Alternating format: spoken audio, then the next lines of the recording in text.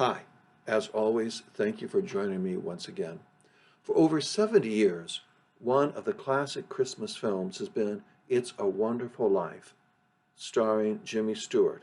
He portrays George Bailey, a man who dreams of getting out of his small hometown, but again and again stays out of duty.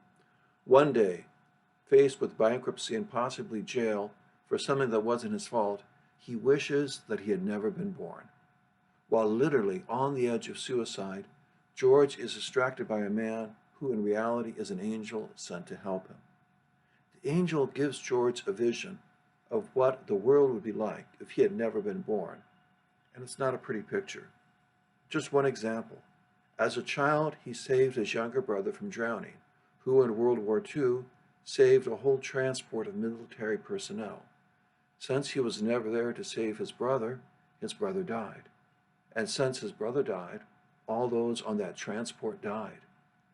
George sees how different life would be without one single life, his own. The point of all this is that there is value to his life. There is value to every human life, and that our lives are woven into a fabric where if one thread is pulled out, everything else is affected. Every human life matters. Every human life makes a difference, regardless of gender, age, condition, immigration status, or race. Jesus says, I am the way and the truth and the life. He also says, I am the resurrection and the life. And I have come that they might have life and have it more abundantly. Every human life matters because it is made in the image and likeness of God, with a calling to holiness, with a destiny that is eternal. Every human life has dignity and beauty. Every human life is an invitation to freedom, responsibility, and to love. When we understand this beauty, when we understand what's right with human life, we can more easily see what's wrong with all that threatens it.